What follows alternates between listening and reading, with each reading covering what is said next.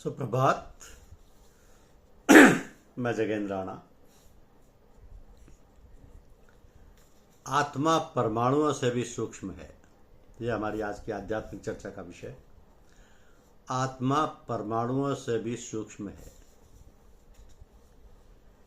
देखिए, परमाणुओं में चेतनता नहीं, उनमें केवल कंप है, जो किसी प्रकार जीवन तो कहा जा सकता है, परंतु उसे जीवात्मा मानना भारी भ्रम है। क्योंकि परमाणुओं के दो विभाग ऐसे हैं जिनको रजोगुण तथा तमोगुण कहा जाना चाहिए। तो सत्य गुण शक्ति के रूप में सब परमाणुओं में समता से रहता है। ऊपर के दोनों विभाग विद्युती कहे जाते हैं। ऐसे कंप युक्त परमाणुओं से ही सब संसार बना हुआ है। इसलिए इसमें कंप है तथा गति है, और गति के परिणाम ही उत्पत्ति, लय, बनना, बिगड़ना और नाश आदि माने जाते हैं। अब आत्मा परमाणुओं के पुंज से नहीं बना है, वह अप्राकृत सत्ता है, अप्राकृत। इस कारण वह स्वरूप से अचल और अविनाशी है। परमाणु पुंज साम्यावस्था में केवल होना मात्र होता है, वो शक्ति रूपी कहा गया है। और परमाणुओं की शक्ति, उनका अचिंत्य अस्तित्व तो परमात्मा के भाव में विलक्षण रूप से विद्यमान है। तो सब जीवात्माएं पार ब्रह्म की अचिंत्य सत्ता में भाव रूप से विद्यमान समझे गए हैं। यही सांख्य ज्ञान। तो वही कालांतर में थोड़े से विचार भेद से वेदांतवाद बन गया। अब बुद्धि योग से भगवान का तात्पर्य कर्मयोग और भक्ति योग है। तो कर्मयोग भक्ति धर्म बुद्धि सिद्धि है, युक्ति युक्त है और ज्ञान गम्य है। कोरी कल्पना नहीं, निरा परोक्षवाद नहीं है, और मनुष्य का स्वाभाविक धर्म है। इसी कारण इसको बुद्धि योग कहा गया है। तो कर्मों का करना स्वभाव सिद्ध है। संसार में कोई मनुष्य कर्म किए बिना नहीं रह सकता। इसलिए कर्मयोग का दर्शनवाद यौक्तिक और बौद्धिक है। इसी कारण इसको बुद्धि योग कहा गया है। इस कर्मयोग में आरंभ का यानी किए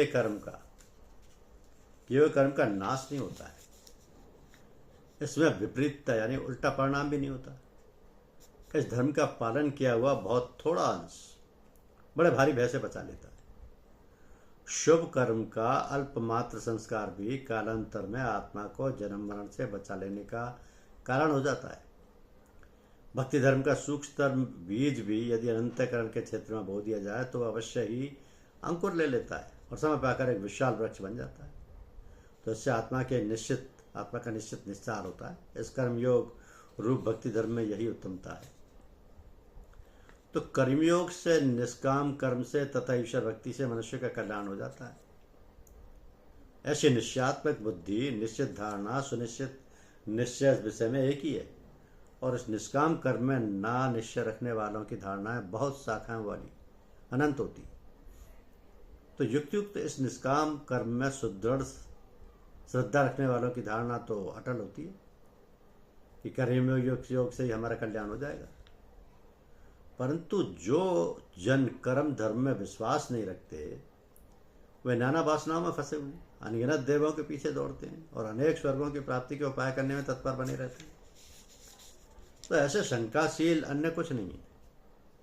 ऐसा कहने वाले भोग विलास की कामना वाले, स्वर्गों की प्राप्ति में तत्पर, वेदवाद में उलझे हुए पंडित लोग जो इस जन्म मरण के फल को देने वाली भोग व ऐश्वर्य की प्राप्ति के लिए किए जाने वाले कर्मकांड विशेष से बहुत भरी हुई खिली हुई लक्ष्यदार वाणी को बोलते हैं, स्वर्ग सुखों के विचित्र वर्णन मनोहर भाषा में करते हैं, उन भोग ऐश्वर्य में आसक्त उस लुभावनी भाषा से नष्ट चित्त वाले जनों की बुद्धि निश्चयात्मक नहीं होती और ना ही उनकी बुद्धि समाधि में स्थिर होती। तो वेदवाद से यहाँ तात्पर्य उस कर्मकांड से जो बड़े आडंबर से स्वर्ग के भोग ऐश्वर्य के लिए किया जाना वर्णन किया जाता है। यद्यपि ऐसे वर्णन बड़े सुंदर है, चित्ताकर्षक हैं और प्रलोभन युक्त हैं, परंतु निष्काम कर्म योग के विपरीत हैं। केवल अर्थवाद मात्र और मन को चंचल ही बनाते हैं। उनसे मनुष्य की सांसारिक वासनाएं ही बढ़ती हैं। इस कारण उनमें सार नहीं है।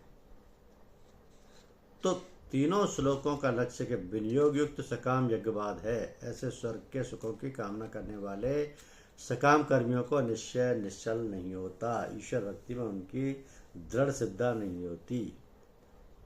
यज्ञ विधायक वेदवाद तीन गुणों के विषय वाले हैं, सत्य, रज और तम।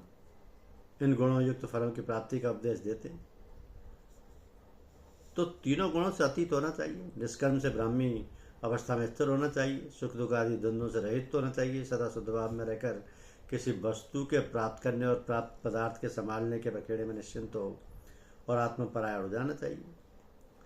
किनारों तक भरे हुए सरोवर में जितना जल होता है उतना ही उपयोगी हुआ करता है, किसी न किसी काम में उपयुक्त होता ही है। इसी प्रकार सब वेदवादों में जितना ज्ञान है वो सब ज्ञानी ब्राह्मण भगवत भक्त की दृष्टि में उपयोगी है। सर्व वेदवाद उत्तम मध्यम अधम कोटि के मनुष्यों को लक्ष्य में रखकर वर्णन किए गए। इस कारण जल से अकंठ पूर्ण जलाशय की भांति उन सब का ज्ञान उपयोगी है। परंतु निष्काम कर्मी भगवत भक्त उसमें से अपना प्रयोजन का ज्ञान ग्रहण कर लेता है। तो इस प्रकार सकाम कर्म का सार मर्म बताकर कर्म में ही यानी कर्तव्य पालन में ही अधिकार है, कर्म से उत्पन्न हुए फलों में कदाचित बनी है। कर्मों के फलों का कारण ना बनिए और कर्म ना करने में भी मनोवृत्ति का झुकाव ना हो, क्योंकि हमारे बस की बात केवल कर्म करना ही है, हम ईश्वर नहीं। इसलिए कर्मों के फलों पर हमारा अधिकार नहीं है। किस कर्म का फल कितना किस काल हो ये बात ईश्वर के अधीन है। इस कारण भगवत भक्त जन तो अपने कर्तव्य कर्म को भगवान के चरणों में अर्पण करके फलों की चिंता से चित्त को निश्चिंत कर लिया करते हैं कि फलों की लालसा से कर्म करना छोड़ दो। कर्तव्य पालन करते हुए पुण्य पाप के फलों को जटिल जाल में ना पड़ो।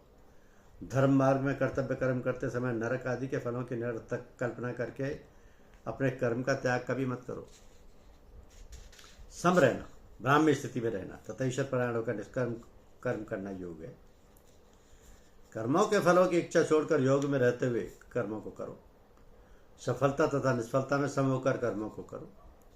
समता को ही योग कहा जाता है। कार्य की सफलता में निष्फलता में हानि में लाभ में सुख में दुख में जय पराजय आदि में अपनी मनोवृत्ति को विषम न बनने देना चाहिए।